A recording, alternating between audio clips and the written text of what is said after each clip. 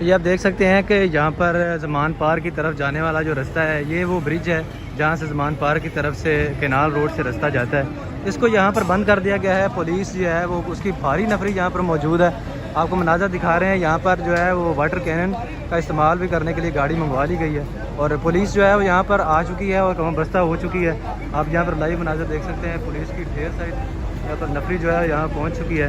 آج پاکستان تحریک انصاف نے ریلی کا اعلان کیا تھا اور اس ریلی کے بعد پنجاب حکومت نے لاہور میں جو ہے وہ یہاں پر دفعہ 144 نافذ کر دی تھی اور ابھی تک جو ہے وہ یہ مناظر آپ دیکھ رہے ہیں. دفعہ 144 کے باعث کسی قسم کا جو ریلی ہے وہ نہیں کی جا سکے گی. پنجاب حکومت کا یہ موقف ہے کہ PSL کے روٹ کی وجہ سے یہاں پر اس کو بند کیا گیا ہے اس رستے کو.